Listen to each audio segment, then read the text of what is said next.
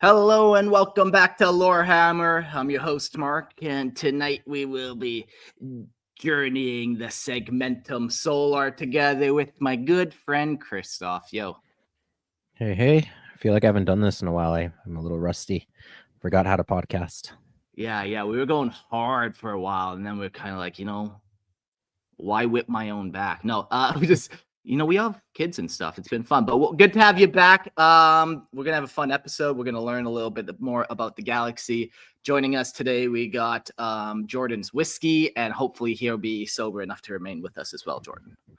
Hey, yo. Yeah. I actually haven't poured myself anything yet, but maybe we will as the show goes on. If it's good enough, I'll start drinking. Or maybe if it's good enough, okay. If it gets good or if it gets real bad. Yeah, either way. I've been doing like a little vanilla Coke. Where you grab a little vanilla and a little Coke and get a little swirl. Oh, does that actually taste good? Like just it's adding fantastic. The vanilla extract? Oh man. Yeah, man. It's so hard to find vanilla Coke here, man. Well, it's like retarded. So maybe I live on an island, so you got to find ways to make anything yourself. You should see my Doritos; they're great. But this is not a food podcast, no. But I do have a Discord channel, and there is a food channel there. So maybe if you want some pro island recipe tips, go check out the Discord, and you can get links to that in the description below, and all that kind of stuff. Yeah. You can also join the Imperial Tithe and support the show. You get ad-free version of the show for only $2.50. That's probably cheaper than a vanilla Coke, and a video version for $5. Vanilla Cokes are pretty expensive nowadays, I think, just because they're so rare. Yeah. And you can also hop in on the live stream if you are a member of the Patreon. We do a live chat room during the show, and we also do call-in guests at the very end. So yeah, it's always fun to have you guys jump in with us. Yeah, the Warhammer kitchen. Which host will I cook up next? All you can have my calf muscle, Mark. Oh, nice. I make a particularly good Wiener Schnitzel. Yeah, I'll dabble on a little bit of your cooked cock. Sure, why not? Yeah, okay. That's messed up. Yeah, no, the chats they want the Warhammer kitchen, corpse starch recipe, all that kind of fun stuff.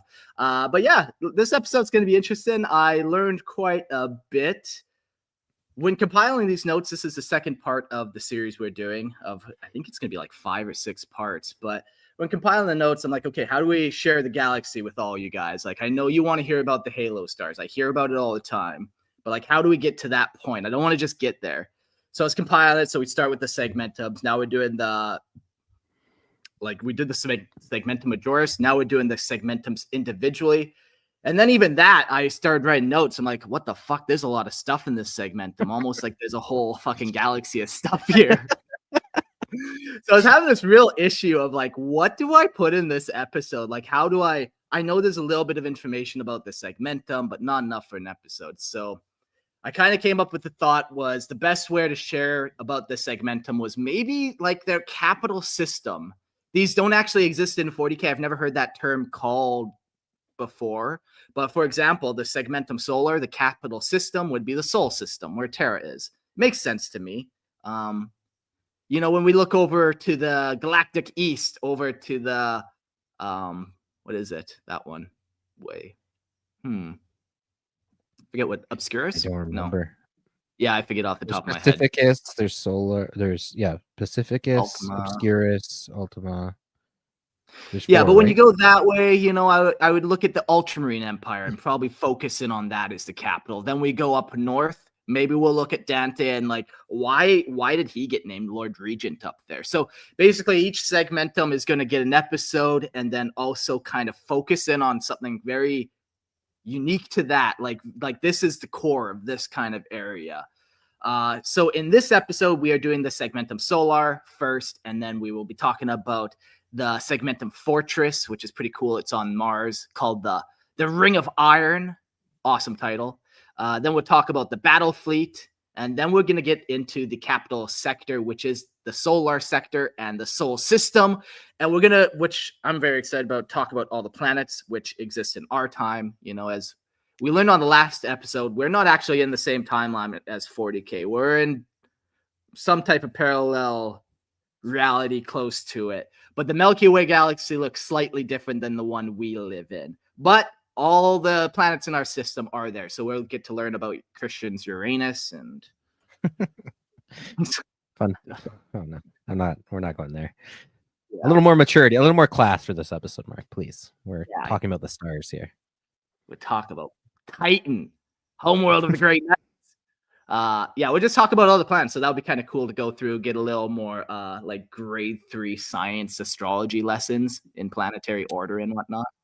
I love grade 3 astrology. Yeah, should be good.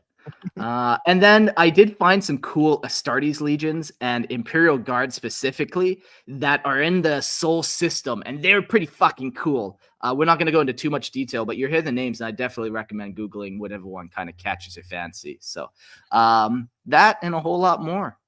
So let's get into it, I think. All right, let's get into it.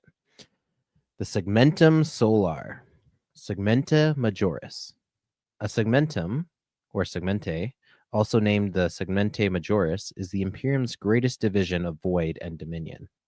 5 segmentae carve the galaxy into vast regions of fire and ash: the central segmentum Solar, the eastern segmentum Ultima, the southern segmentum Tempestus, and the northern segmentum Obscurus, and the western segmentum Pacificus. They stretch across the Milky Way like scars left by war unending. Do the segmentums still stand even after the Great Rift? Yeah, they do. And we kind of talked about like a galactic rearranging of, we technically almost need a north and south segmenta Ultima and a north and south segmentum Obscurus, and also a north and south segmentum. No, that's all, just those two. Pacificus doesn't get hit. So yeah, you kind of break those kind of like that. Divided by the Great Rift. Exactly. Yeah. Okay. Each segmentum is broken into sectors, vast cages of void and worlds. A sector span twists with density and need, but a typical one binds 7 million cubic light years and expands near 200 light years wide, choked with ceaseless war and watch. Sectors fracture into subsectors, where 2 to 8 star systems are yoked together in a radius of 10 light years. Some contain more, some only one solitary sun. This measure is chained to the cursed reach in the Imperial Navy vessels through the Imperium, where patrols burn and vanish. Subsectors divide worlds, not void, leaving countless star systems outside their grasp, abandoned to silence. These abandoned tracks are intersectors, better named wilderness zones, forbidden voids, wilderness space, the frontier black. They rot with nebulae, haunted systems, alien dominions, unsought suns, and dead or damned worlds. Each segmentum bears its own navy and merchant fleets, and a fortress stronghold or naval bastion, an anchor for all wars. Segmentum fleet masters, named Lord High Admirals, command endless slaughter. The segmentum fortress itself bends to the iron will of the administratum tyrant, the master of the segmentum. Though forged for fleet and trade, the segmentae have long since curdled into the Imperium's chains of rule. Without such divisions, the galaxy would devour itself in chaos, yet even with them, it burns unceasing. Yeah, it's like, okay, great. We've broken down 8 billion planets into 2 billion. That's manageable. Good job, boys. Administration work done. To be fair, as much as you mock it, that is kind of how you have to govern, because the Imperium is so vast that, you need to break them down into these sectors and subsectors to even make it a manageable project. Yeah, it's fun looking. Sorry, Jordan. I do like that they have better names for it than like a lot of the stars and systems that we have named these things, like M31. The scientists today are not the creative types, Just terrible. They need a little gothic flavoring. Yeah. At least there's some flair into it or something. There are some cool ones out there. I'm just saying. But a lot of them are, like Gleesy 65, HD 18875. Yeah, I feel like they've just like given up though. There's too many. They ran You out of can names. buy your own Jordan. We can call it Jordan's World, and when you're dead, we can shoot your corpse to it, and eventually you will land there. That'd be sweet. Do you want actually. it? Sweet. You want it? Yeah. $50. $50. Lorehammer's next project. We're gonna start selling planets and stars to people. Yeah, we're and shooting them to them. Don't forget the second part is. Well, yeah, of course. We're hoping by then rocket technology will be cheap enough we could fire your corpses into space. Yes. The galactic map is pretty cool. I forgot to mention when doing these episodes, we will be looking at it from an Imperial perspective. So looking at it from like the Imperial perspective, the galactic map is kind of off center, where Terra is kind of just right off to the left a little bit of the galactic sector. So the biggest sector is the Segmentum Ultima. And when you're looking at this map, you can kind of just see how it's ripped in half in different sectors and how that's all kind of size-wise and all that, Come check the Patreon or YouTube out. All right, let's get into the Segmentum Solar. It is the vast dominion of Imperial space anchored upon Terra and the Sol system. The Navy's Imperialis, colossal shipyards, rise above Luna as monuments of vigilance, while the fortress heart of the Segmentum rests within Mars' ring of iron, the shining bastion of the Adeptus Mechanicus. The Segmentum Solar is the keystone of the Imperium, the oldest, most sacred, and most fortified realm of humanity's dominion. But they still let Horus get in. At its core stands Terra, the Throneworld, where the Emperor of mankind sits eternal upon his golden throne, a beacon that drives back the dark. Surrounded by the other segmenti, the central segmentum is shielded on all sides, a heart of light within the galaxy's endless night. Battlefleet Solar, mightiest of the Navy's Imperialis armadas, lies ever ready within the great docks of Mars's ring of iron, a war host without equal, prepared to answer any threat that dares strike at mankind's core. The Segmentum Solar is the Imperium's central dominion, its fortress at Mars unyielding and eternal. Terra, cradle of humanity and seat of the Emperor, stands as the most blessed jewel of all. Segmentum Solar is the foundation of mankind's survival, the heart that has endured since the dark age of technology, and the bulwark upon which all hope rests. You're always a good reminder at just like how vast of a fleet and technology you'd have to defend these things. It's just like it's absolutely psychotic. Much less, like the entire Imperium, but like a single solar system. It's like space is big. Yeah, you can play cat and mouse up there, and good luck. Yeah, it's fun too. What I'm about to talk about, the Ring of Fire too.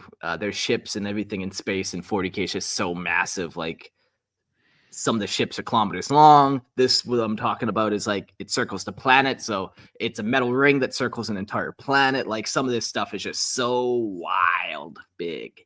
The other thing that's always kind of interesting too, lots of new people think that like humanity's push out happens for the first time with the Emperor. That's clearly what we know is the narrative, but during the dark age of technology, humanity already spread out once and kind of colonized the galaxy once, spread out everywhere, and then kind of collapsed in on itself. But it was fun going through kind of the history and going through some of the different sectors and just seeing, oh, this was like the third planet humanity clearly kind of landed on and did stuff too, but we'll get there. The Segmentum Fortress of this sector is on Mars, and it's called the Ring of Iron.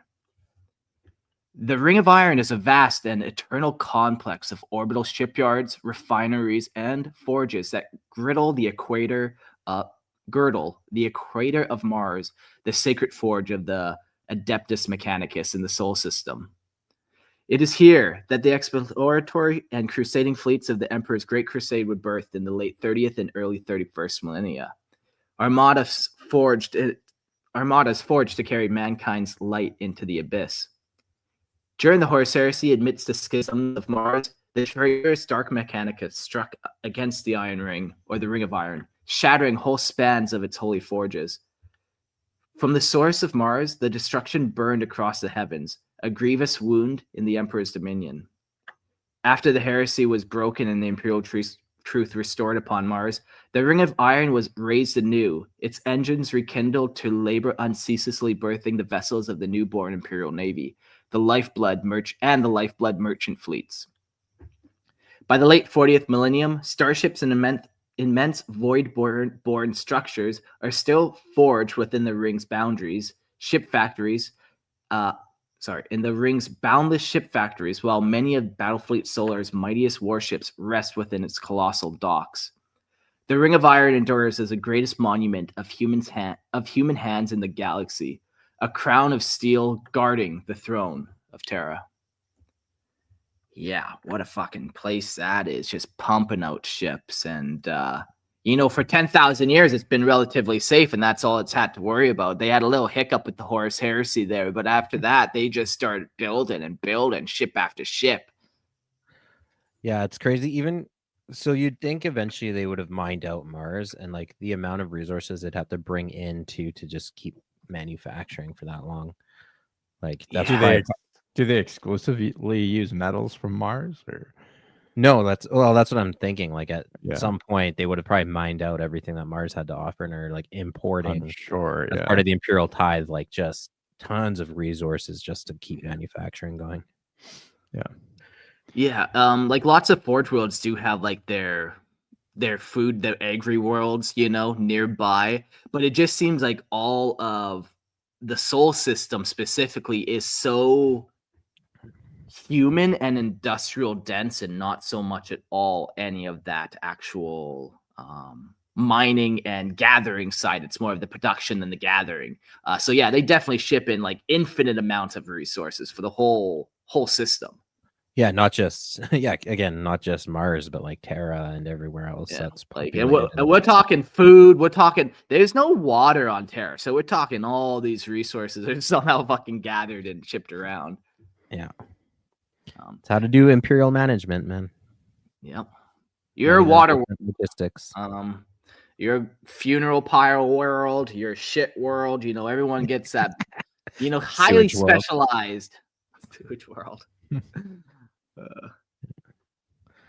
All right. Well, let's talk about the defense fleets that protect this cradle of humanity.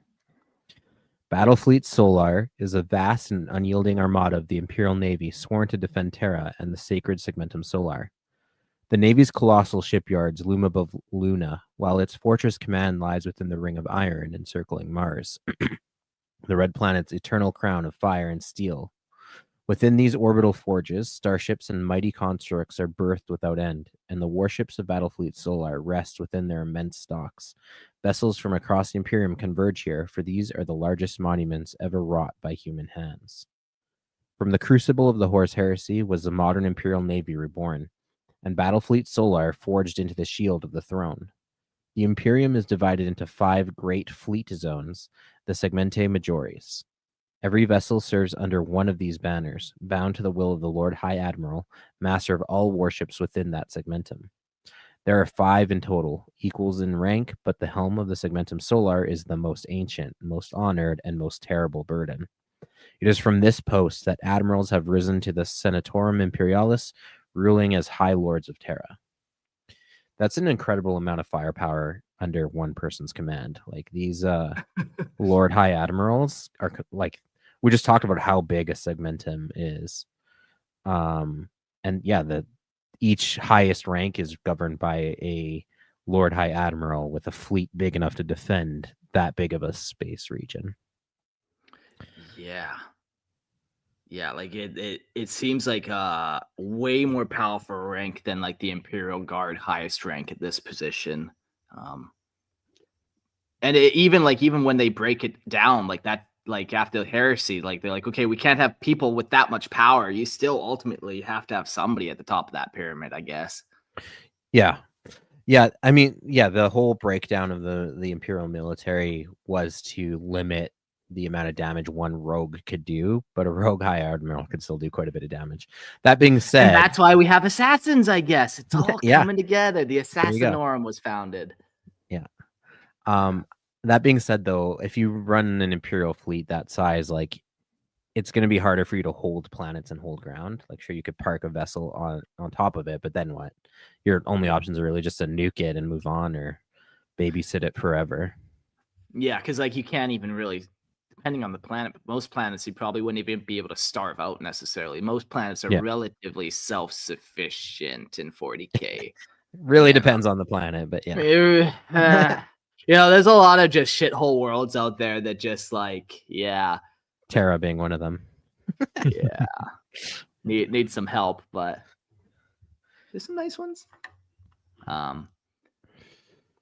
Shall we get into the capital sector?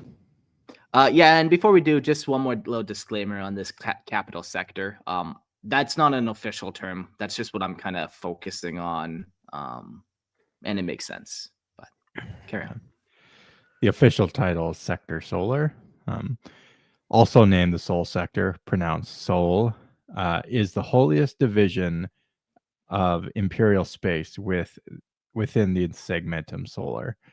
It is the beating heart of the Imperium of man and the oldest region of humanity's dominion, the core from which all authority flows. Here lie Terra, Luna, and Mars, the Throneworld, the Watch Moon, and the Forge Eternal, once Chthonia, also circled within this sector, a long-lost homeworld of Horus and the ill-fated sons of Horus Legion, now dust in memory. The Sector Solar is protected by Battlefleet Solar, greatest and most powerful of the Imperial Navy's Segmentum Armadas. A wall of steel and fire, that shields the Emperor's realm. Subsector Solar is the sacred subdivision that binds the Sol system, home of Terra, throne of the Adeptus Terra, Mars dominion of the Adeptus Mechanicum. It's kind of interesting, just reading this, kind of had the thought that I guess it goes along with maybe the medieval thematics that you get in 40K. Just how the whole idea that like the solar system revolves around the Earth, and that everything, kind of the whole galaxy, revolves around the Earth. Like in 40K, everything revolves around Terra. Maybe not like literally, but in sort of a meta sense or a metaphorical sense. Well, even in a galactic map sense, they do draw the boundaries. Like they shift the whole galactic boundaries off center just to be. Oh, do they? Okay, yeah. Okay, so they're even like in their propaganda on their maps. They're trying to. Yeah, human supremacy is not propaganda. Just what it is. The stars are ours. Yeah, it is. It is just funny observation. It does have its roots too in how like the first medieval maps and stuff would also center like Europe, because like, they're the ones drawing it, and the Roman maps would center Rome. Chinese maps would center China. Like it's all like the Earth is round, right? There's no real center, but our maps just orient themselves based on the people who are making them.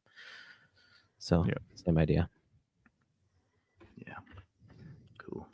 So we're zoom in to the Sol system itself. And we'll go through the worlds, going from the sun out. The sun, Sol, I don't know, the sun. If you don't know what it is, I can't help you at this point. So we'll go to Mercury, the mining world of Mercury.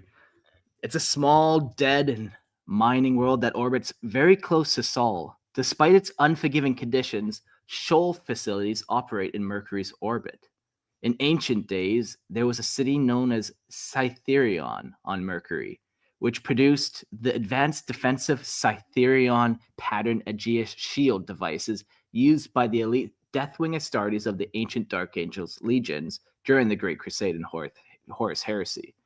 During the Horus Heresy, the Alpha Legion infiltrators worked with anti-imperial scavenger clans in the area.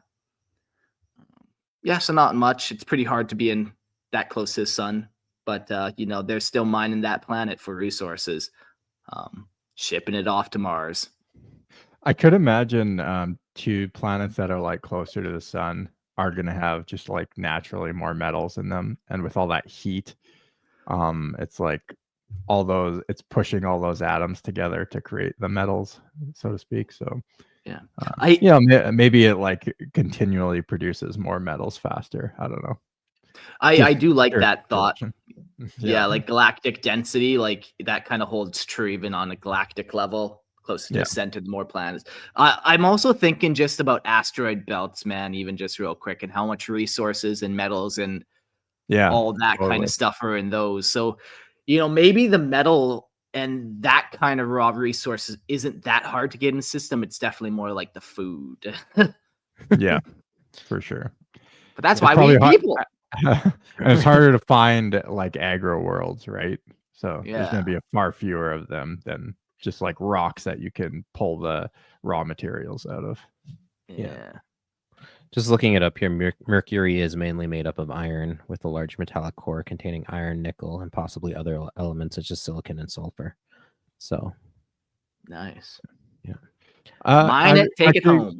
Kind of curious, does like, I know like nuclear bombs have been mentioned in 40K, but do they use much like nuclear energy at all? Or like like radioactive materials? They do. You have like radium-based weapons too. Oh, you do? Okay.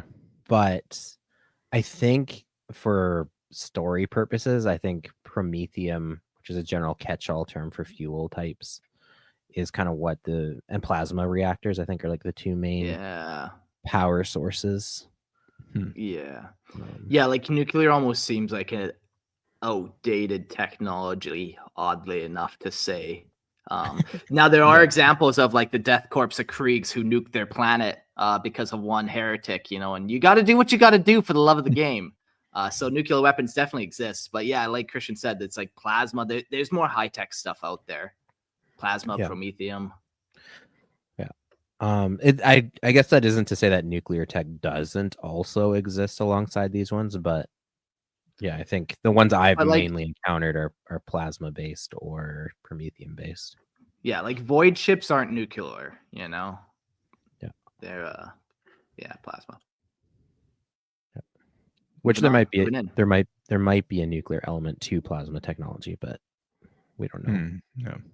I haven't quite cracked plasma technology yet, so I'll let you know when our scientists have made their advancements. Yeah, you are predicted to do it though in the next couple years to crack. A couple centuries, actually. Oh, okay. Push back a bit, but we're still excited. We're excited for the update. Be there soon. All right, let's get into Venus, the industrial world. Venus is an inner planet of the Sol system and the second closest to Sol. During the early stages of the Great Crusade, Venus was conquered by the Iron Warriors Space Marine Legion during the Mare Yasht campaign. The planet was dominated by war witches who fielded armies of litho golem. After the formation of the Imperium, Venus would play a host to a wide variety of luxury resort orbitals, all intended to help the elite of the Sol system find respite and relaxation. Beautiful. When doing these episodes, I opened up a new tab and just started writing down anytime there's what the fuck are litho golems, write that in there. Sometimes I get a cool link where it's only one sentence like this one, and other times you get this whole fucking so the list of episodes grows because what the hell are litho golems?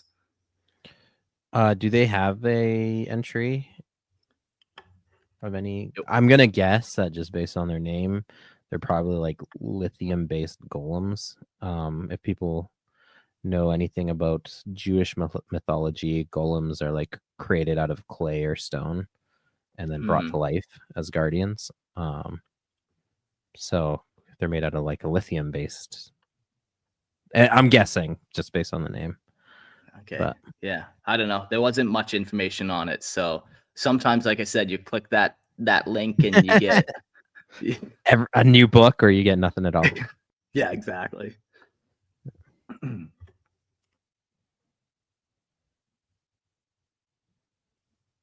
All right. Movement. So now we have the great Terra, Also known as Super Earth. Yep. The throne world of the Imperium of Man, once called Earth in the long forgotten annals of pre-imperial history, is the origin of mankind and the eternal seat of the God Emperor. It is the holiest and most feared world among the million that comprise the Imperium. Billions of pilgrims make the perilous journey across the stars to kneel upon its scorched and desecrated soil. For even the ash and ruin of Terra is sacred to those devoted to the imperial creed. The planet itself is a globe-spanning temple, a labyrinthian cityscape dedicated to the worship of the Emperor. Terra houses the headquarters of the greatest adepta of the Imperium, from the High Lords of Terra to the Ecclesiarchy, and it serves as the central node of imperial authority. Its people live in awe and terror of the Space Marines, memories of the Horus heresies still etched into the ruins and scars of the planet's surface. When the traitor legions razed great cities and slaughtered millions, all records of pre-imperial Earth have been lost or corrupted. Legends speak of vast cities, from pole to pole, monuments to pride and industry, swallowed by pollution and hubris. Then came the cataclysms of the Age of Strife, when weapons of unimaginable horror tore civilization asunder and left the survivors as scattered techno-barbarians, warring for survival amidst the ruins. The Emperor's rise brought the Unification Wars, a brutal campaign of fire and steel that razed the old and forged a new world in his image. The Imperial Palace alone rests upon the remnants of the Himalayas, its foundations carved into the living mountains, while cityscapes stretched across continents, bristling with spires, manufactoria, spaceports, and monuments to the divine. The Horus heresy returned the fire and devastation to Terra. Orbital bombardment and bloody assaults left scars upon the throne world that can never heal. Though the War Master's forces were finally repelled, Terra itself became a fortress of Gothic architecture, impregnable walls and endless battlements, a testament to the Imperium's unyielding will. Over 10 millennia, Terra has been rebuilt, yet its grandeur is now macabre and oppressive, as though the planet itself is tethered to the Emperor's failing vitality. In the 41st millennium, Terra is the slow-beating heart of the Imperium. The golden throne burns atop the Imperial Palace, and the cityscape rises in endless towers, awe-inspiring and terrifying, suffused with the dark majesty of a civilization that cannot die. Gigantic statues of angels, saints, primarchs loom from the iris above, their sightless eyes imposing discipline and crushing heresy. Pilgrims who reach Terra often do not leave, seduced or bound by the sacred aura of the throne world. Terra's population is beyond counting. Hundreds of billions divided between the upper echelons of the Imperium and the endless masses who labor beneath them.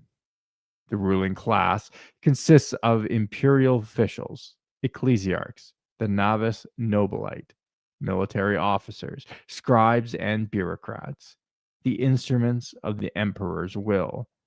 The lower classes are innumerable serfs and thralls, slaves to the manufactoria, hab blocks, and endless bureaucratic machinery that sustains the Imperium's heart. Terra is orbited by a single moon. Luna, a heavily populated civilized world in its own right, whose deep cities and subterranean gene laboratories are integral to the survival of the Emperor's vision. Together, Terra and Luna form the unshakable core of mankind's dominion, a sacred and brutal and eternal empire of steel, faith, and fire. Terra, the birthplace of man. Man, it's crazy. 100 episodes. We did that old Terra, Malkador, Thunder Warriors kind of 3-episode series. It was so fun. There's so much fun stuff happening there. Great time to be alive. Was it? Yeah, man. Techno barbarians. You want to jump really high? Sweet. We'll cut your hips off, replace them with like robotic limbs, or we'll inject you with chemicals so you get really big, beefy limbs. We'll make you jump high. You can dunk a basketball. We'll find a way. We'll turn down the gravity. We'll sew you to a chicken. Whatever it takes. Whatever it takes. That was very cool time period. Just, you say that with whatever cool means to you, but rule of cool for sure, man. Lots of cool techno Vikings or barbarians. And I just picture like the John Blanche art style always when I talk about old Earth. Just like, I talked about propaganda. Yeah. I've talked about like artwork and how it's changed, but like, that always kind of is just that grim dark always. So, we dive to Luna, the dead world or the civilized world, depending on if you're in the surface or inside.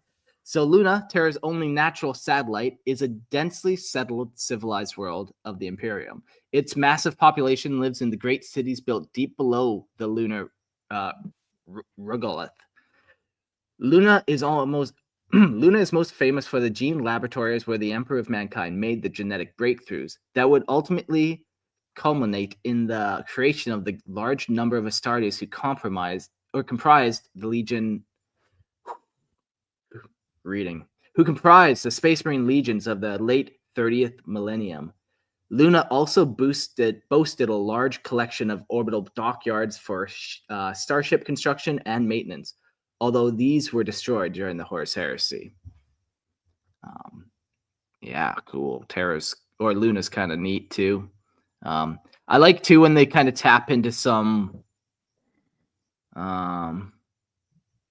kind of like conspiracy mythos of our time. We get lots of like historical mythos, but we don't know much about the moon. But is it hollow? Is it made of cheese? Well, in 40K, it's hollow. Well, one of the big conspiracies is like there's a bunch of secret bases on the dark side of the moon. Yes. So maybe that's where all the Emperor's gene seeds are being created. That's just China making their Chinese super soldiers. Yeah. The other big conspiracies, we didn't even get there at all, but okay. We'll just ignore that one, I guess, Jordan. Well, yeah. It's one or the other. Either we've never even been there or there's super bases on the moon. Yeah. or we on the moon now and the moon is actually Earth.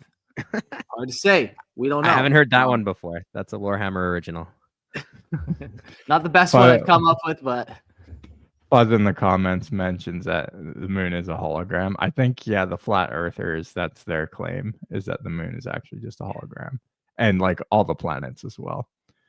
So I invite the flat earth ire to come upon this podcast. Because apparently if you get caught in their bullseye, they start spamming you. It's just too bad they're probably not smart enough to figure out how to turn on a podcast and message us. Like... Just looking for those engagements. Yeah. Favorite conspiracy is that the moon is a hologram. Yeah, that's a fun one. Great job, everyone. We've done great as humanity with all of this. So I think come a long way. All right. Let's get to our next conspiracy theory. Mars, the Forge World. Mars is the Forge World or holy world of the Adeptus Mechanicus. The red planet is the foremost Forge World of the Imperium. The Forge World principle and the eternal heart of the cult Mechanicus. Orbiting in the Sol system within the Segmentum Solar, it churns out weapons, vehicles, and arcane technologies that fuel the Imperium's endless wars across the galaxy. Mars is the seat of the Adeptus Mechanicus, the hierarchy of tech priests whose devotion to the Omnissiah shapes the fate of humanity. The planet is sacred, and travel for any who do not share its mechanized faith is restricted, even by imperial decree. To adherents of the cult Mechanicus, Mars is holier than any other celestial orb in the galaxy. So great is its influence that over 100 worlds have been forged in its image, echoing its spires, manufactoria, and forges across the stars. The surface of Mars is a smog-choked inferno, a planet-wide industrial hellscape. Massive forge complexes belch smoke into permanently blood-red sky. Sprawling refineries grind ore into fuel for the Imperium's war engines. Monuments to the Omnissiah scrape the heavens, interspersed with weapons, manufactoria, and armories whose rooftops vanish into the clouds. Above the equator, a vast geosynchronous belt of orbital dry docks and starship factories spin endlessly, the legendary Ring of Iron. It was in these orbitals that the exploratory and expeditionary fleets of the Great Crusade were wrought in the 30th millennium. Even today, the Ring of Iron produces the majority of the Imperial Navy's capital ships, and warships of the battle fleet Solar find their berths in its massive floating docks. Deimos, once Mars' second moon, was long ago displaced to orbit Titan, entrusted to the Grey Knights by Aeon's old decree. That's so funny. We're just gonna move this moon over here.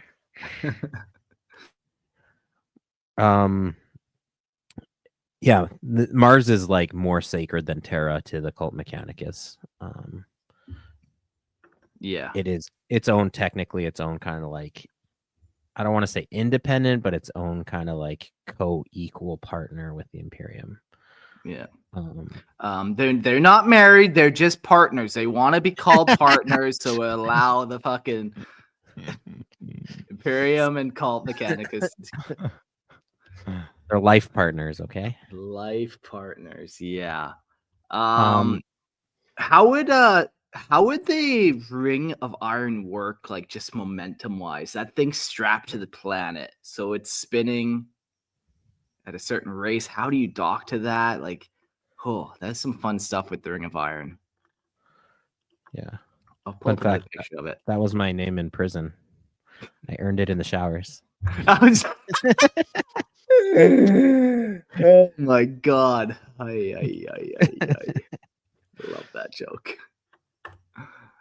Oh, do you man. think it actually, Hmm? like, if you see the artwork, you can see like almost parts of it go down to the planet. I don't know if they actually touch the surface or not, but it's curious if they actually have like was orbital that parts, elevators. or was that just ships that are extruding out from the ring? I think they're parts of the ring. Maybe. I think Maybe they're parts like, yeah, almost like, I think like when you pull up to a wharf or a dock full of boats, like get all the boat slips. Yeah, it could be. I mean, it's hard to tell from this perspective, but yeah. Cool place for sure. I hope we do this to Mars one day. That is sweet. I wouldn't hold my breath. Or you would hold your breath on Mars because there's no atmosphere. There is an atmosphere. It's very weak, but you're correct. Yeah. All right, let's get into Phobos. It is Mars's only remaining natural satellite, a small moon, only 11 kilometers in diameter. Phobos' surface is completely covered in weapon-studded fortifications and is used as an orbital fortress that protects the red planet and its equatorial ring of iron. So it just has weapons on it. As it passes, it shoots you. Yeah. We gotta wait for next orbit, otherwise the station's gonna get us. Yeah. Well, if they didn't steal the second moon, this would have been perfect.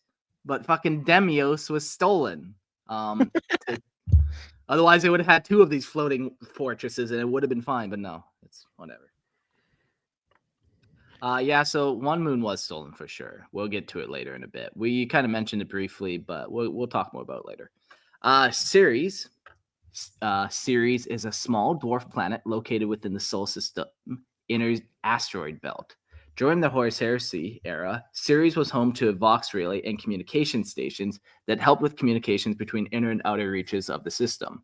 Ceres was also home to various orbital habitation stations who were engaged in the industrial mining of the asteroid belt. I don't know if this is a real planet. I don't think it is, It or is. like a real. Oh, it is. Okay, cool. Yep. I've never heard of it. Yeah, it's technically an asteroid, but they call it a dwarf planet because it's like the biggest of the asteroids, and it is big enough that it's like round. It's like if you look Cool. at pictures of it, it actually looks like a planet. Hence the If dwarf. it's perfectly spherical, or more like not perfectly spherical, but if it is more spherical, it probably has like some sort of gravity. That means so Big it has enough. enough to pull other materials into itself. Yeah, but I think it's too small to be considered a Yeah. actual planet, and because I think it exists in the asteroid belt, it's considered part of the greater belt system. So it was like a really big planet at one point, and then it all. It's been a while since I took high school astrology, but Astrology. And what the You mean astronomy? astronomy? I said what I said, Jordan. Yeah, Yeah, I I also took high school alchemy too. it's called the chat science, asked if Jordan. that's in the belt. Yeah, that sounds like that was in the belt. Then, hey Christian, it like was a Yeah. part of it. Yeah, Cool. Yeah, I can't remember if the belt formed from like bigger objects that got obliterated, or it was just like in a part of the accretion disk that formed the planets that just never hadn't, like it's in that zone where like it never actually became a planet. Yeah. Cool. On that note, let's talk about Jupiter, the gas giant mining world. Jupiter is a massive gas giant and the fifth planet of the Solar System. The orbital space docks and workshops that orbit Jupiter are home to massive Imperial Navy shipyards controlled by the tech priests of Mars. During the time of the Horus Heresy, the moons of Jupiter were known to possess habitats used by the workers of the shipyards in Jupiter's orbit, all of which were powered by the constant stream of radiation emitted from Jupiter. It was in orbit of Jupiter that the infamous Wordbearer's warship, the Furious Abyss, was constructed, before it turned its guns upon its own shipyard in order to maintain the secrecy of its existence. And of course, that was during the Horus Heresy. Yeah. It's kind of interesting. Like a lot of stuff was built during the Great Crusade, destroyed during the Horus Heresy, and then kind of never rebuilt. Like this was kind of just left now, abandoned. It happens in war. Yeah, I just feel like it's the Sol system. We're not going back to Jupiter to retake it. Like it's been, but yeah, no, sure. It's the space debris now. I want that debris. Fun fact, and I know you're going to go into some of the moons of Jupiter, but I think Jupiter is up to like 95, 96 moons now. Whoa! Yeah, it's crazy. Greedy. And they've slowly been discovering these moons over time. Like I remember when I was in elementary school, they had just discovered like 50-some, 60-some planets, and I was building like a model of the solar system. And I remember fighting with my teacher about how many moons Jupiter actually had. I'm like, I literally saw this like the day before they made some big announcement that there's like now 50 or 60 moons around Jupiter. And so I made my model with 60 moons on it. That was not part of the textbook at the time. Funny. Yeah, and now they're up to like 90 something. What's that? That's wild. On that note, let's get into see if your model was correct. Let's get into the moons of Jupiter. Ananke, a small moon of Jupiter known to have had habitants on its surface by the time of the Horus heresies. Locast, this moon of Jupiter is known to have had habitants on its surface by the era of the Horus heresies. Europa, located within the range of Jupiter's Galilean moons, Europa has been geoengineered into an ocean moon by the time of the Horus heresy. Isn't Europa like the largest moon on Jupiter? I could be mistaken. Believe so. Yeah.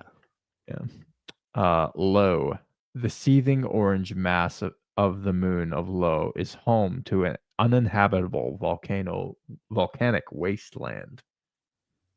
Fun. I wonder, these moons, it's strange. Do they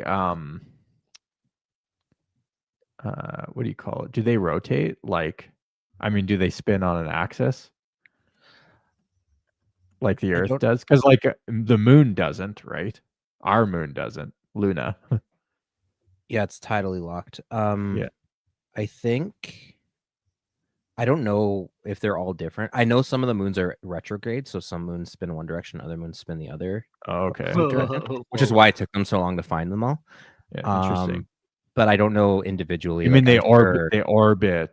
Yeah, sorry, orbit. Jupiter. Yeah. Okay. Yeah. But I don't know to what extent they if they spin on their axis. Yeah. Yeah, I have no idea. Some do, some don't, or they all do, or what. But well, there's 90 of them, and Ursat's favorite is number 72. He thinks that moon's fantastic. Loves it. But that's a lot of different ones. Yeah, I've heard a lot about 72. Yeah, that's that's really great. Yeah. The next moon, we got the Ganymede, or the Aquila Adamant, one of the 4 greater Gorelian moons of Jupiter that was known to have an ancient Mechanican habitat on its surface during the Great Crusade and the Horus Heresy era, and served as the central hub of the massive complex that made up the orbital Jovian shipyards. Later, it was transformed into a warp-tainted wasteland created by the malfunction of experiments designed to test the limits of squat warp coil technology. Fucking cool. In the era Indominus, Greymead was transformed on the order of Primarch Reboot Gilman into a massive hub fortress of the official logisticarium called Aquila Adamant. Its purpose is to supply support and archive the actions of the Indominus Crusades fleets and the battle groups as they advance across the galaxy. Is the Liber Malleus the military branch of the Officio Logisticarium?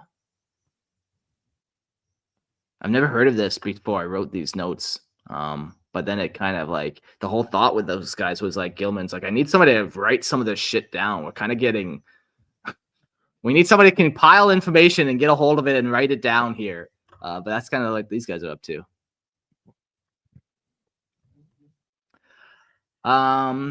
Yeah, cool little planet there. I do like, we're talking about like nuclear power and how 40K has different stuff. We didn't even mention warp powered technology. Instead of radiation that taints the planet for 400 years, this is like 10,000 year taint, and maybe demons. So pretty fun. It taints your soul instead of your body. Yeah. Yeah, pretty neat. Cancer of the soul. Yeah. All right. Next planet, or sorry, not planet, moon is Thule. Thule is a small, irregular asteroid moon of Jupiter that served as the clandestine shipyard for the construction of the Furious Abyss and was destroyed by renegade members of the Mechanicum during the Horus Heresy. Yeah. I like that book, man. I know lots of people didn't like Are you serious? I did. I don't know, man. Gosh. There are some elements of it that are interesting, I will say, but it was one of the hardest reads for me. I'm not saying it had a good plot. I'm just saying I kind of like the vibe of it, It's you just like kill teams of like different chapters, something like onto massive. Yeah, maybe suicidal missions. Maybe that's my style. Maybe you just crave death on the battlefield. Let a guy live or not. All right, Callisto. It was a Galilean moon of Jupiter known to hold residential orbits above its surface by the time of the Horus Heresy. So, real exciting stuff there. Just apartment blocks. Yeah. Great views. The Saros Station. The Saros Station was a void station that orbited Jupiter during the time of the Great Crusade and Horus Heresy. This space station resembled a vast spindle bathed in the crimson glow, which made it appear as if it was a crystal chandelier that had been severed from its mounting and cast free into the void. Unlike the majority of the gas giant's other industrial and colonial space stations, Saros has been a resort platform before the Horus Heresy. where the Jovian elite found respite as well as derision from the work of the Jovian system's orbital shipyards and manufactura. It is said that only the Venus orbitals could surpass Soros station in luxury, with its avenues of gold and silver null gardens, auditoriums, and the finest opera house outside of the Imperial Palace itself. Cool. A little like Paradise World, but like the world itself is not nice. You're living in like this like hab block, but it's made of gold. So that's kind of cool. Yeah, I mean, to be fair, like there are paradise worlds. There are like the elite can find comfort, and like 40K is obviously known for all its grim dark elements, but there are places and there are social strata that are living like the best lives. Despite the suffering of the masses. So yeah, and they're just making these really cool battleships. Yes, they're probably like the engineers and designers, and then like the dirty, unwashed masses of laborers live on like space stations and like cramped crew quarters. Yeah. Solar system is the best system. The chat says, James says, that's where Christian lives. Now that's where we're going to have to disagree. That's why I don't like the Sol system. But whatever. I think it's a matter of personal taste. You wouldn't say that if you were a xenos. Dirty, filthy xenos. All right, let's move on to the next planet of Saturn. Saturn is a massive ringed gas giant and the 6th planet of the Solar System. Unlike the rest of the worlds in the Solar System, Saturn never hosted a large human population, due in part to xenos activity, thus making it the perfect candidate to house the newly created Inquisition when it was first established at the end of the Horus Heresy. The moons of Saturn serve as the location for a massive complex of military bases and orbital shipyards maintained by the Inquisition. All of these areas are off limits to anyone who does not serve or have clearance from the Holy Ordos of the Inquisition. Any unidentified vessel nearing Saturn are promptly destroyed by its sophisticated orbital defensives. I was trying to find which, we mentioned Xenos there real quick. And it just said that the Xenos, like this weird Xenos race, were enslaving the human inhabitants.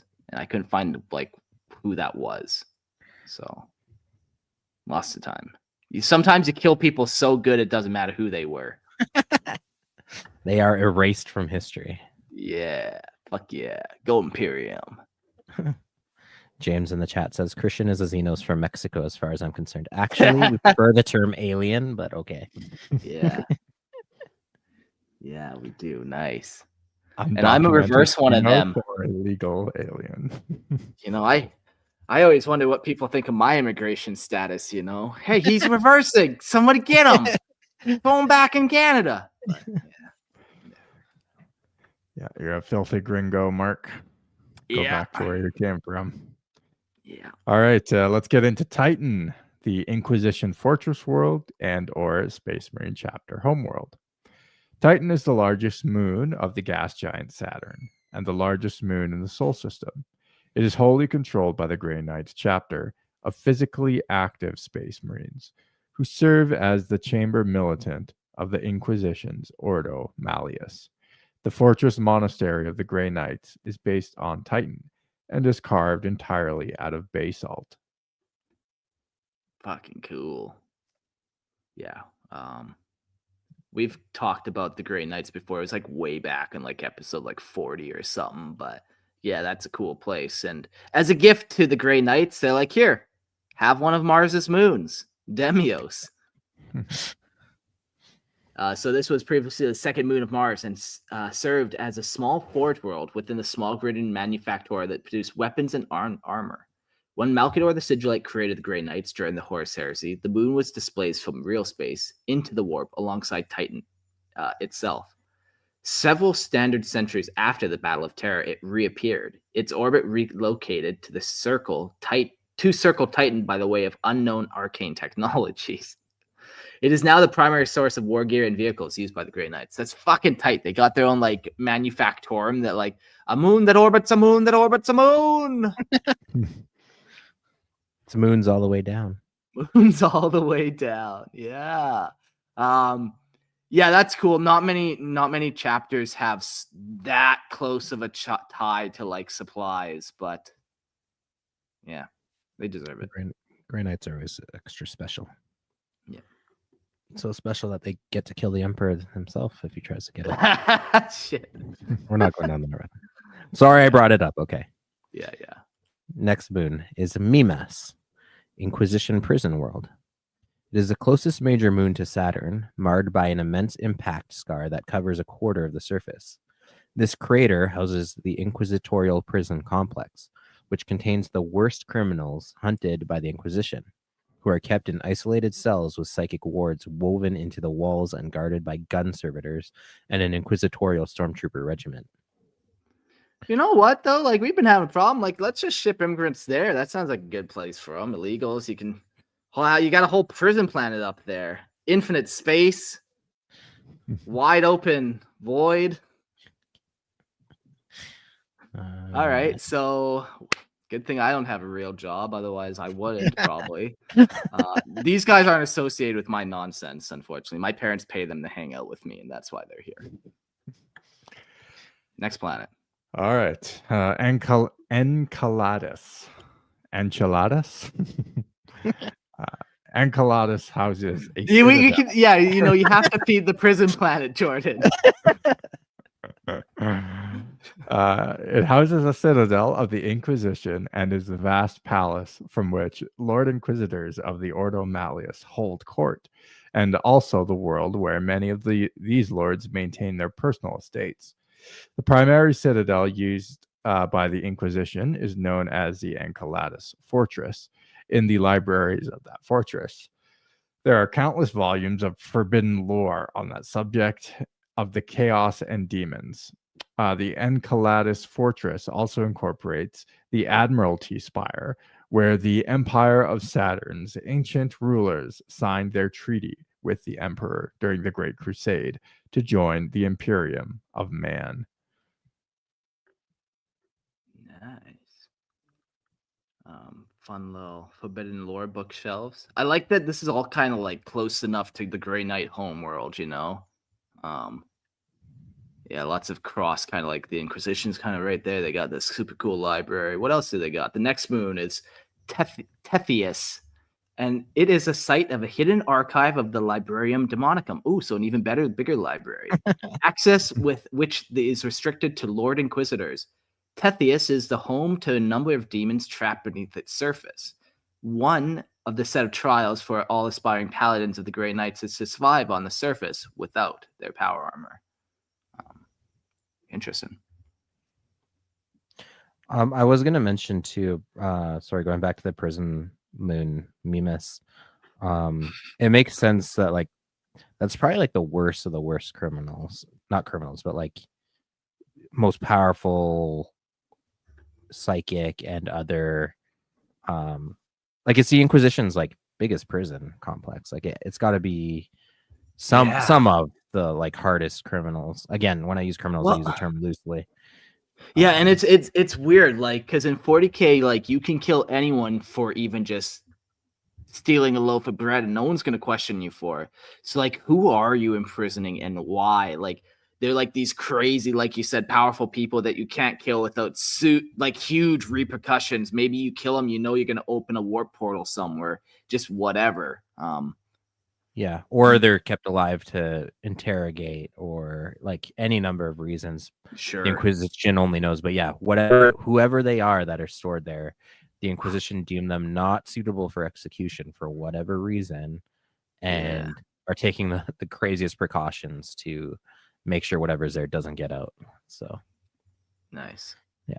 Or maybe it's a place where it's just the step below deserving of execution. Okay. Yeah. Just above servitorhood and just below execution. I see. Yeah. I don't know what crime is fitting of such a punishment, but it's like, you kicked a dog accidentally. This is what happened to you. You go to jail for a long time. On one of Saturn's moons. Iapetus is the next moon. It is an Imperial Navy fortress. It's the furthermost major moon in orbit of Saturn and home to the vast naval fortress and series of dockyards that serves the various strike fleets of the Grey Knights chapter, along with starships requisitioned from Battlefleet Solar by the Inquisition.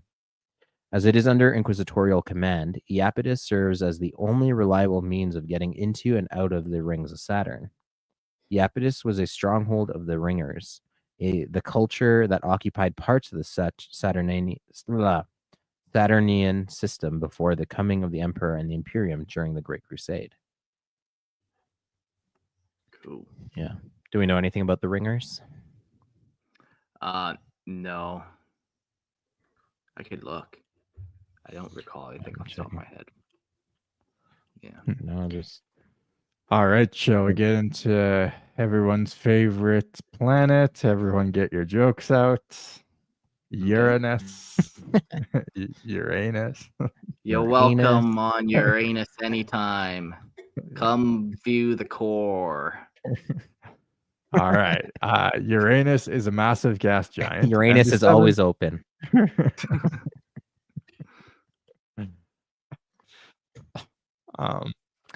It is the seventh world of the Sol system, though never habitable.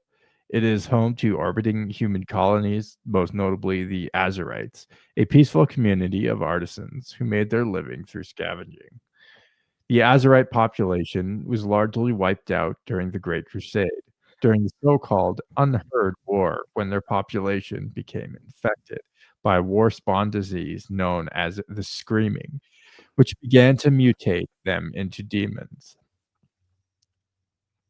Though the Imperial Fist Legion was dispatched to provide aid, the Azurites were annihilated by the Astartes.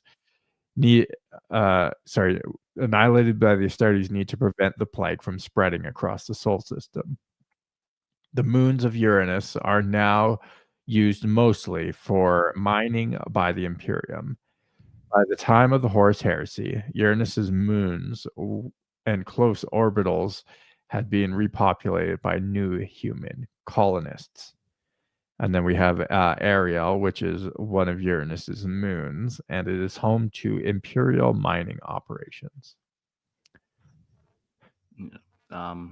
People want to change the name of the moon in the future or that of that planet. I don't think so. I think we keep it. I think it's perfect. I think the namer knew exactly what he was doing. No, I think we do rename it, but we go even crazier. We spell it like UOURANUS, like really go ham. Yes, spell it phonetically, you mean? Yeah. Yes. Okay, perfect. I'm in. We'll jump over now to Neptune, the next gas giant, and it's a massive gas giant and the 8th and furthest major planet from Sol. Neptune was first colonized by humans during the era known as the Age of Terra, but by the time the Emperor reconquered Neptune for the Imperium during the Great Crusade, its inhabitants had been transformed into mutants by the isolation from Terra and the harsh environment, which caused them all to be destroyed by the Emperor's forces. It was their fault, those filthy mutants. The Emperor landed on that planet. He's like, not in my Imperium. That's it. Nothing else was decreed, and so they were destroyed. Yeah. Liar in the we chat allow some type of mutants, but that one's no. No. Liar in the chat says we should change the name to Eurectum. I was dying. Yeah, that's a good one. No, I like Uranus to be the most inclusive. But I, whatever. Don't change a good thing, I think, still. Yeah. Fair. It's interesting the farther we get away from Earth, like less and less information and like depth, and like we don't really know what colonies are there now or what the planet is used for. They're just kind of, yeah, there were things there once, but the Imperium came and wiped them out as per usual. Yeah. Yes, yeah. I wonder how much of that is just based off of like our current knowledge of what's out there. Like you said, we're still discovering all these moons, and maybe we just don't have a good enough view ourselves of Neptune to kind of like I don't know Create anything lore about it. for it in a fictional universe. Yes. Well, you know, like to come up with, you don't want to create a moon for a place that doesn't have a moon, like, because then you're gonna be like, fuck, where are we gonna get this moon? We already took one from Mars. We can't do that I was gonna say again. clearly the technology exists, so it wouldn't be the craziest to move the moons around. Rocks are not free, citizen. You cannot just use the Emperor's precious fuel to be moving planets. It's not cost effective. Fine. Fair. All right. Well, this brings us to the most outermost. I don't know if I want to call it a planet. Maybe I do want to call it a planet. But welcome to Pluto. Pluto is a small dwarf planet located in the outer rim of the Sol system. During the Great Crusade era, Pluto was home to relay stations that were responsible for warning Terra of any imminent invasion. During the Horus Heresy, the world and its accompanying moons was the site of a major Alpha Legion attack in what became the first major engagement of the Solar War.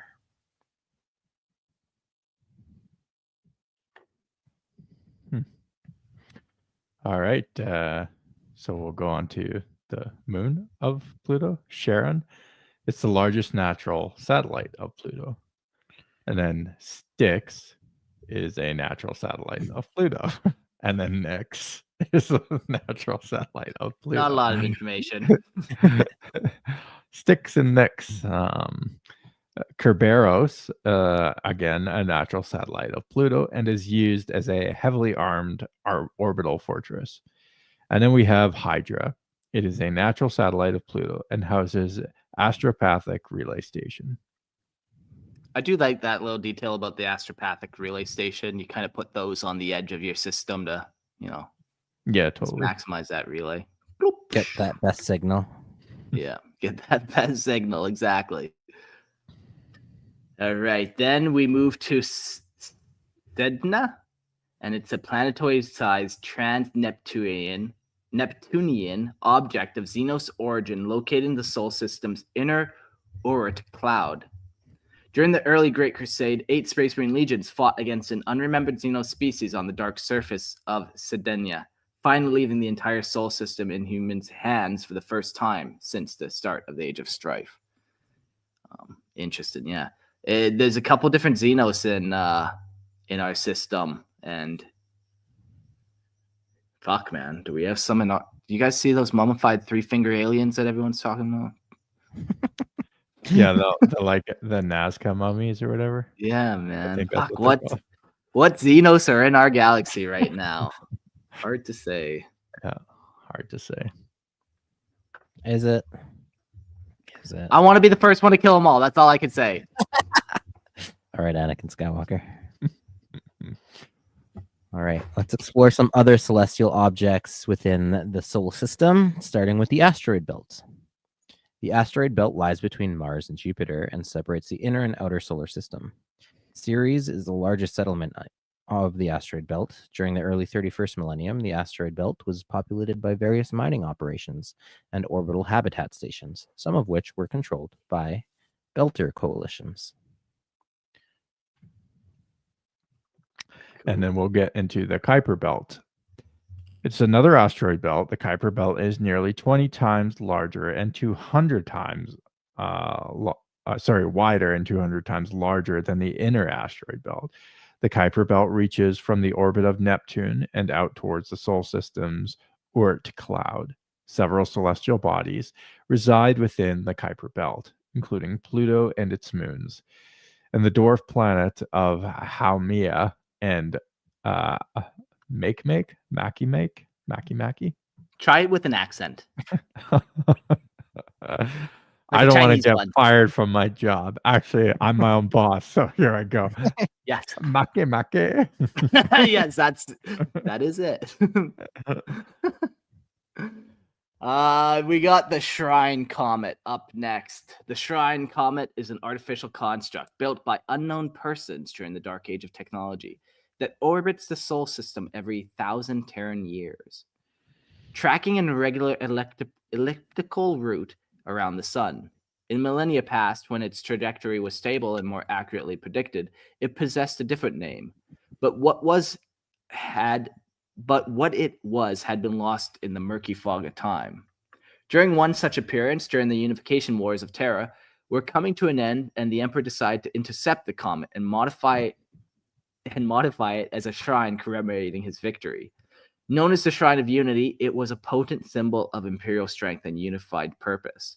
During that time, the zealous 17th Legion, the Wordbearers, secretly built a shrine defying the Emperor on the comet. Following their deifying. Thank you. Okay, that makes better. It's an important difference, yes. Very. Although they did defy the Emperor by deifying him, is also true. Wait a minute. Following their chastisement by the Emperor at Monarchia, the Primarch Largar charged Captain Sor Talgron with secretly tearing down the shrine before anyone found out, so as not to risk further embarrassment. Wow.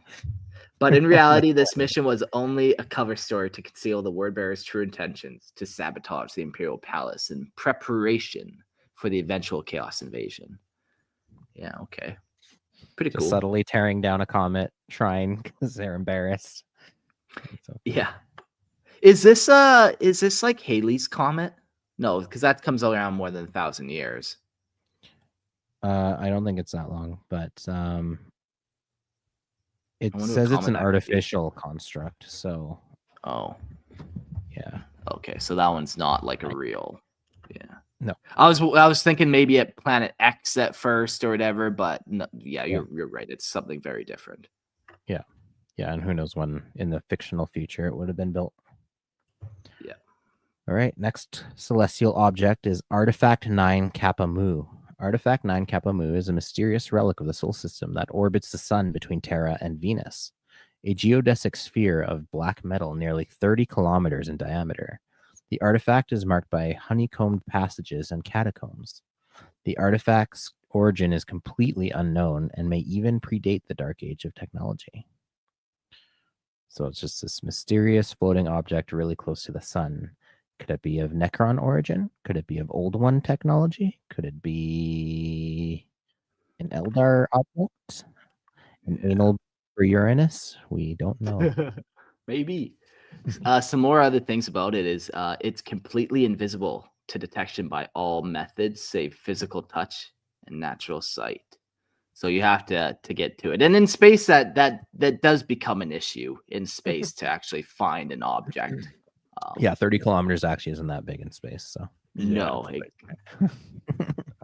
a speck of dust, basically. Yeah. Centaurs.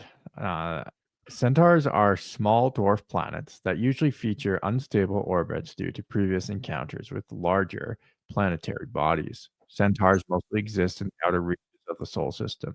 Although they're unstable orbits, they sometimes cross into the inner solar system. Cool. Traveling planets. And then we got comets, and they are small icy bodies. Usually, you know what a comet is. I don't need to be that guy for you. I don't tell know the people what they want to know, Mark. No. If you don't know, I can't help you at that point. What is the Oort cloud though? Because I have never heard of that before. Give us your astrology lesson there, Christian. Yeah. It is a sphere of asteroids a cloud of rocks and debris too that like surrounds the solar system. And it's a real thing too. I've found that out. Yeah. I just discovered by Google. Yes. Yeah. No, I discovered it completely, and I'm going to rename it right the here. Mark Cloud. All right. And I'm going to call the disease that I just discovered that is Mark's brain called Marcus syndrome. Mark rot. Yeah. Mark rot. It makes you think you discovered things that have been around forever. You guys ever heard of water? Great. That's great. New discovery. The Sol system's defenses, all this, and you want to keep it safe. So how do you? There was an age when the wholesale invasion of the Throneworld of Terra was unthinkable. That age is gone. With the opening of the Great Rift, even the Imperium's most secure worlds are exposed to horrors beyond reckoning. The Sol system today is girded with fortifications unequal across the stars, manned by fanatical warriors and defended by both arcane technology and unyielding faith. Yet above all, the true linchpin of the system's survival is the Adeptus Custodes. Any bold or foolhardy invader, including Grey Knights attempting to enter the Sol system, would first confront the deadly gauntlet of the Mandela Point, the outermost region where the warp translation becomes feasible. Beyond this threshold, the system's halo belt bristles with massive star forts, their garrisons composed of veteran Astra Militarum regiments and tethered by arcane Imperium wards. Beyond the belt, the void itself is a lethal maze. Fields of 1,000-mile-wide void mines drift unseen. Systems monitor, patrol, and silence menace. And colossal hunter servitors, faceless and terrible, glide through the darkness, ready to rend or consume any who trespass. Hunter servitors, that's a crazy little thought. Like these, when I think of a servitor, I think of like us servitors, but you're not just launching humans in space. Like, I hope they find a body. I don't know what those fucking things are, but I want more info. If the invaders survive, we'll get to it in our servitors episode, I'm sure. Perfect. Yes. 101 and more to see. Gotta catch 'em all. I don't know the song very well, but that's close enough. If the invader survives this outer crucible, the resistance only stiffens. Battle fleet solar warships thunder through the void, their jagged silhouettes heralding destruction. Orbital fortresses, dock shrines, fighter bastions, and deadly weapons platforms stud the darkness like artificial constellations, all trained to strike with precision, unrelenting lethality. Within the system, the Grey Knights, the Inquisition, the Adeptus Mechanicus hold territories fortified to lethal perfection. Since the implementation of Gilliman's Throneworld decree, Terra and her sister worlds can muster forces for their own defense on a scale previously unimaginable. Coupled with the Solar Watch, an elite cadre of custodians sworn to keep the Sol system inviolate, and the mighty Imperial Fifth's mobile battle station, the Phalanx, in geostationary orbit above Terra, the Sol system is all but impenetrable. Yet the deadliest threats are often subtler than invading fleets. Every solar day seems streams of pilgrimers, merchants, bureaucrats, adepts, zealots, refuges, and uncounted others emerge from the warp, along the meticulously regulated approach corridors of Venus, Mars, Jupiter, Luna, and Terra. Habitats, docking platforms, manufactorums, sprawling fortresses encircle nearly every world and moon, forming a choking web of human activity. Among this unending river of humanity, rebellion, sedition, and heresy can do and fester. It is the charge of the Inquisition to purge such threats, and many Holy Ordo's agents spend their lives in ceaseless vigilance. Yet even these pious servants are vulnerable to corruption, whether by the whispers of nihilists, chaos contamination, or the allure of alien sorcery. Thus, the Adeptus Custodes maintain their own ceaseless presence. They patrol the Sol system with no predictable pattern, sweeping through starports, hives, manufactora, and orbital platforms alike. Listening devices, spy servitors, and what is that one? Dactylaneous subroutines penetrate every shadowed corner. They gather every scrap of intelligence, ship registries, labor rotations, sermons, Vox intercepts, fleet movements, feeding into macro cogitators fast enough to rival starships. Fucking cool. Just giant surveillance state AI. They also have star forts known in the Sol system, include the Oracle Maximus, Prescience, Talon Aegeus, and Erie Prime. These are overseen by the Adeptus Custodes. From these engines emerge prophecies of actions guiding the Captain General of the Adeptus Custodes in command decisions. It is through this unending vigilance, both brutal and exacting, that the 10,000 maintain the Sol system's defense, ensuring that Terra, the Throneworld, and the Golden Throne involatile that no enemy of humanity can never strike unbidden. Yeah, Alpha Primus says, call that prof. We need an English class. Yeah, man, I'm slurring tonight. I'm only 12 beers deep, so I don't know what the issue is. It's usually what you have for breakfast to start the day. Ah, man. That's not good. Didn't eat All right, breakfast. shall we do the Astartes? Astartes. Adaptus Astartes. Terra itself orbits the massively powerful Imperial Fist battle station, known as the Phalanx. Due to the massive daily influx of zealots, adepts, bureaucrats, merchants, pilgrims, and the like, daily security is screened heavily by the Adeptus Custodes. The Custodes maintain surveillance stations and listening devices throughout the system. Yeah, so the Imperial Fists are really the only one Astartes in the Sol system. There are a lot in the Segmentum Solar. There's like so many. I went to compile a list. I'm like, that this is just gonna take all day. Like, there's just so many from. Yeah. Are the who are the Spartan looking guys? Minotaurs. Yeah, are the Minotaurs soul based? No, they are fleet based. So yeah, in theory, I guess they could be soul based, but all right. And amongst all that long list of Astartes, there's also a long list of Imperial Guard regiments that are also based in the Sol system, including but not limited to the Palatine Sentinels, the Lucifer Blacks, the Jupiter Storms, the Auroran Rifles, the Granite Myrmidons, the Inferalti Hussars, the Orion Watch, and potentially the Terran Prefects.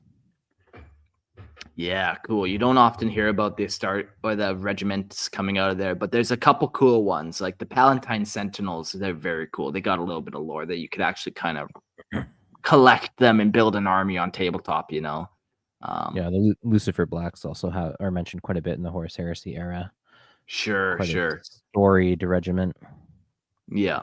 And then you just get other cool ones where like the name itself gives away such a vibe, like the Terran Prefects. So yeah. Cool. Well, that was what I wrote down and want to share with all you guys. The Segmentum has so much more in it though. Like I was just reading through, clicking link after link, like how do you present all this? But I think we got a good direction going. We're going to be diving into the Segmentums one at a time, kind of highlighting their capital system. And then we're going to go back around and focus up on some of these other things once we got a little more context. So lots to go forward and cover. Yeah, fun stuff. Do we want to do maybe one or two call-ins here? Let's see if somebody jumps in real quick. We don't want to wait around and just have me talk. Let's see how many people remember grade school solar system lessons. Yes. How wrong were we about all these planets? Yes. Tell us your favorite planet to die fighting xenos on. Yeah, I definitely don't want it to have an atmosphere, you know? Like, we want it to be dangerous. Yeah. I know people in the Discord were saying they want to call in tonight, but I don't know what that means. They also say all types of things in there that you shouldn't believe. No, they're bad people. They say bad things. Any thoughts from you guys? Otherwise, we'll just sign off, I guess. That was a fun little tour through the solar system. Yeah. We got a little more. It was fun just seeing, what the planets are. You know, we've heard of Uranus so many times. What happened to it? Well, it's still doing its thing. Yeah, I feel like really the only really important planets is like Terra, Mars, and Luna, you know, and everything else is kind of. Yeah, they're all either mining or hanging out worlds, or I guess technically Grey Knight's Titan. Yeah, I guess so. Secret. We're not supposed to know about that though. Yeah, Fair. So yeah, it's actually kind of surprising how like there is so much information, like you said, but at the same time, the only galaxy affecting information, galaxy wide affecting information, would be Terra and Mars. Yeah. Which is a little surprising, to be honest. Yeah. Yeah, and it just seemed like after the Horus Heresy, like they didn't really bother rebuilding it. Like they rebuilt Terra and Mars, and then they kind of stopped at that, it seemed. So yeah. All right, well, that's that. On the next episode, I don't know which segmentum we're gonna do next. We'll roll a dice. We'll let the Discord choose. I don't know. Join the Throw Discord. a dart at a galactic map and see where it lands. Oh yeah, there we go. Right into the void. All right, we'll see you all, and come check out Lorehammer Listener Lores. If you like homebrew lore, come check out Lorehammer Listener Lore podcast. And if you want to explore another galaxy far, far away, come listen to the Star Wars podcast with me and Jordan as we take you through the Star Wars universe with Star Wars. Yes, love it. All right, we'll see you all in the next episode.